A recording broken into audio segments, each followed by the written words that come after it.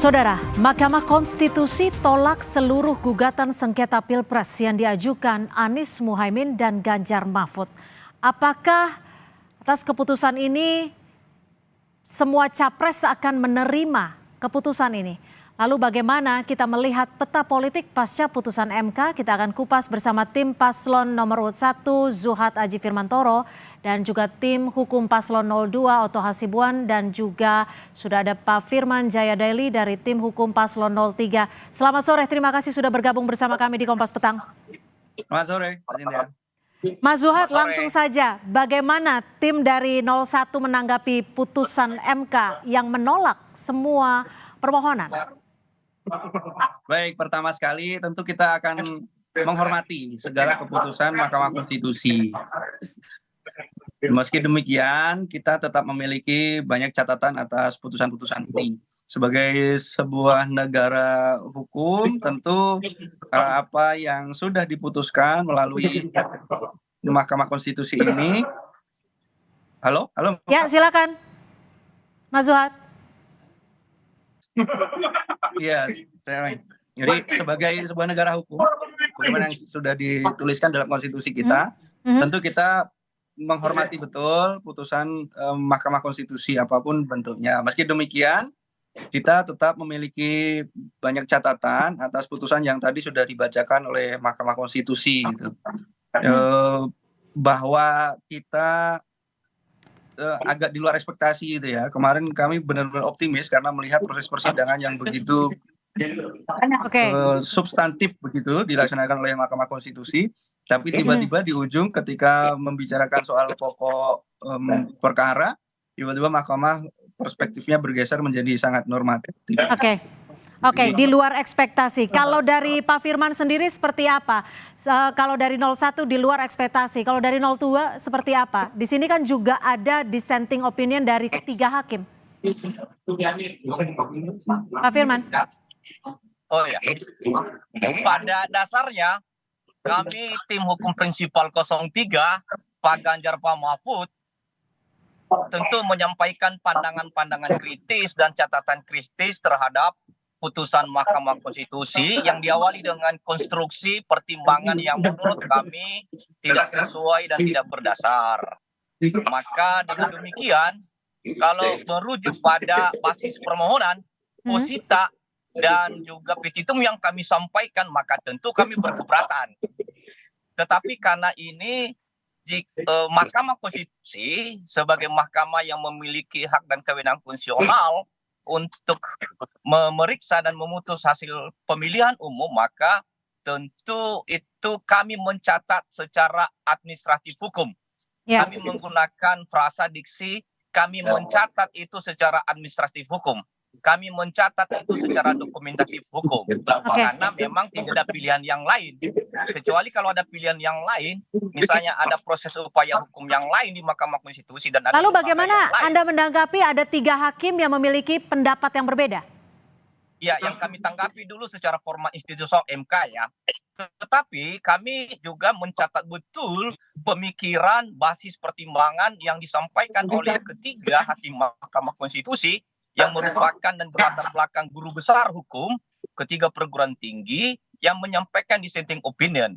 Dan terus terang memang basis pemikiran, kemudian juga materi pertimbangan yang disampaikan dengan segala konstruksi yang disampaikan tadi, sungguh-sungguh telah menempatkan dan memaknai Mahkamah Konstitusi merujuk pada 3 payung besar. Bahwa Mahkamah Konstitusi adalah lembaga dan badan peradilan tertinggi yang memang memaknai dan harus menjaga dan melindungi konstitusi. Yang kedua, bahwa konstitusi kita ini juga adalah yaitu tidak sekedar dengan pendekatan badan peradilan biasa seperti bersifat keperdataan dan kepidanaan. Jadi dia merupakan sebuah mahkamah yang berintikan pada politik strategis kenegaraan, konstitusi dan juga berkaitan dengan ketatanegaraan. Untuk itu maka payung ketiga adalah bahwa juga paradigma konstitusi soal pilpres itu adalah paradigma kualitatif. Jadi keadilan substansial. Jadi kalau merujuk pada perspektif itu, maka pemikiran 3 hakim konstitusi yang menyampaikan dissenting opinion memang sesuai dengan apa yang kami sampaikan ya apa yang kami mohonkan di dalam Baik. posita permohonan, kemudian juga sebagai petitum kami. Itu Baik. pandangan kami, Mbak. Baik, sekarang kita ke Bang Oto. Bang Oto, bagaimana Anda menanggapi? Cukup puaskah dengan putusan Hakim MK yang menolak seluruh permohonan? Ya, tentunya dari hasil akhir tentunya kami harus jujur mengatakan puas dengan putusan itu karena amar putusannya kan menolak permohonan seluruhnya daripada 01 maupun 03. Nah, cuma satu hal yang menjadi catatan kita bahwa dari awal kan sebenarnya kami kan mendalilkan bahwa Mahkamah Konstitusi tidak berwenang karena adanya Undang-Undang Pemilu yang mengatur bahwa kalau mengenai soal TSM itu harus diperiksa oleh Bawaslu. Ya. Nah, sekarang ada putusan Mahkamah Konstitusi sekarang ini sudah memperbarui semua faktor itu. Jadi sekarang Mahkamah Konstitusi menyatakan bahwa ternyata Mahkamah Konstitusi berwenang sepanjang Bawaslu tidak melakukan tugasnya secara optimal. Itu tadi pertimbangan daripada Mahkamah Konstitusi itu. Nah, berarti sekarang ini dalam perkara ini berarti Mahkamah Konstitusi telah memeriksa perkara ini secara substantif sesuai dengan keinginan daripada 01 maupun 03. Nah, kemudian ternyata setelah dipenuhi permintaan 01 03 untuk memeriksa secara substantif, ternyata Mahkamah Konstitusi menyatakan bahwa pelanggaran-pelanggaran yang dituduhkan kepada 02 itu tidak terbukti. Itu makna daripada putusan tadi itu. Oke, Bang Oto, lalu bagaimana Anda menanggapi perbedaan pendapat dari Hakim Saldi Isra, Hakim Erni, dan juga Hakim Arief Hidayat? Ya, saya terus terang aja melihat perbedaan pendapat itu kan wajar ya, tapi saya hanya menyayangkan bahwa dissenting opinion tersebut yang disampaikan itu tidak menganalisis secara substantif kenapa mereka berbeda. Hanya disampaikan di sana bahwa sesungguhnya mereka harus melihat secara substantif, tapi sesungguhnya kan sebenarnya yang 5 hakim itu sudah substantif gitu loh. Jadi saya melihat bahwa mungkin kalau saya melihat 3 hakim ingin mendapatkan perbaikan lebih jauh lagi ya di masa depan ya, di masa akan datang agar pemilu ini akan dilakukan lebih baik lagi.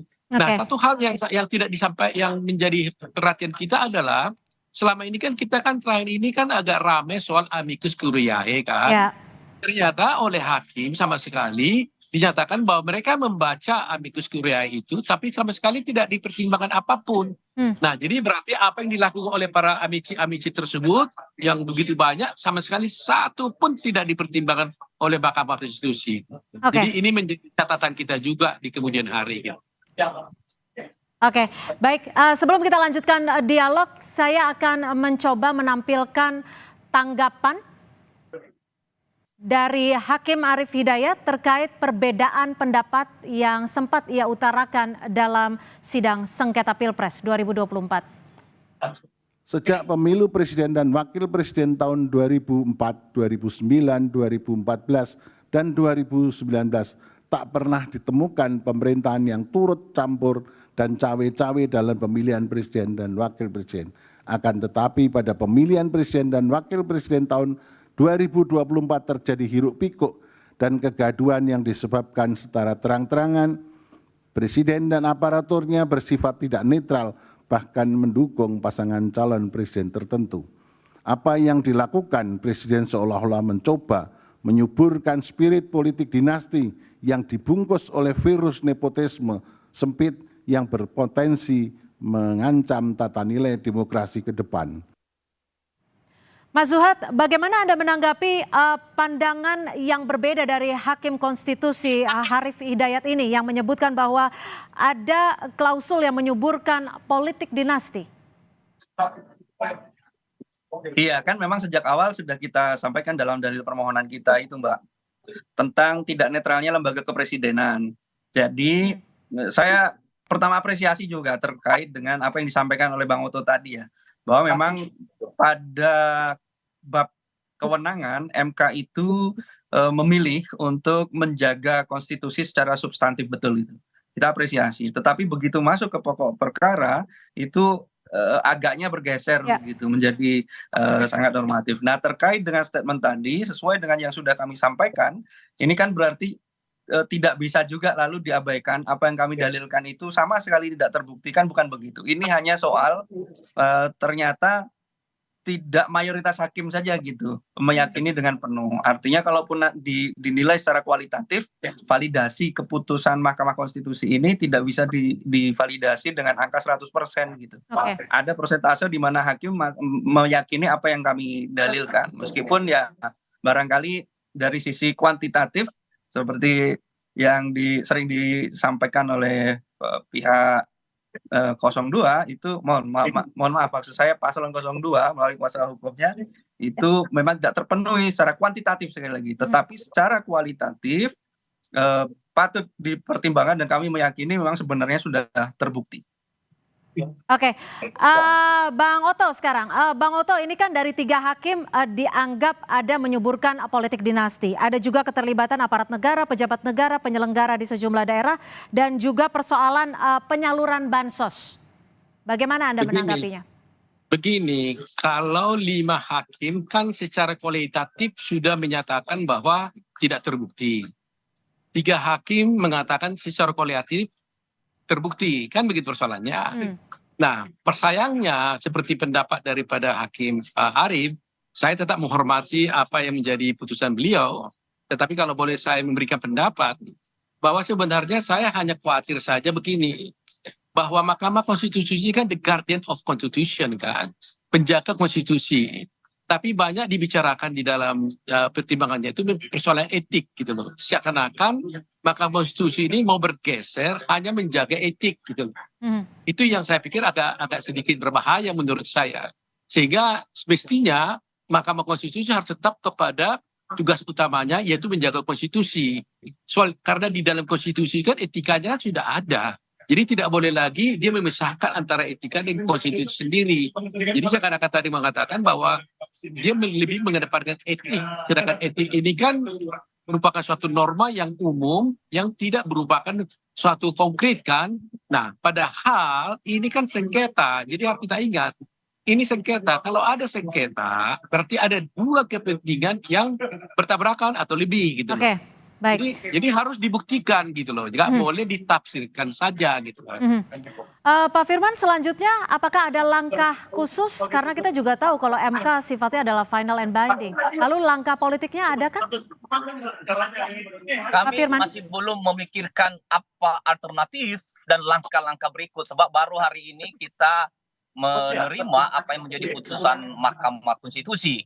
Ya, untuk itu maka tentu sebagai pihak yang berkaitan dengan soal proses pemilihan presiden ini, terutama apa yang menjadi ekosistem infrastruktur pasangan calon 03 tentu terlebih dahulu melakukan konsolidasi, koordinasi apa yang menjadi tanggapan langkah-langkah alternatif yang bersifat hukum konstitusional dan politik konstitusional. Itu catatan kami.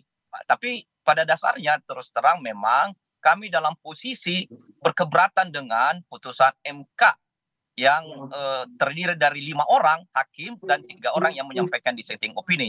Sebetulnya doktrin atau hakikat putusannya kan bersifat pluralitas ya, karena tidak bulat. Jadi artinya ada perspektif pemikiran lain, ada juga pandangan-pandangan kritis yang menempatkan MK sebagai sebuah lembaga yang menjaga, mengawal dan melindungi konstitusi. Nah, untuk itu maka tentu kami mencatat ini sebagai putusan Mahkamah Konstitusi, lembaga negara secara administratif hukum dan secara dokumentatif. Soal langkah-langkah politik konstitusional, langkah-langkah hukum konstitusional tentu menjadi tata catatan internal untuk kami konsolidasi terlebih dahulu. Begitu, Mbak.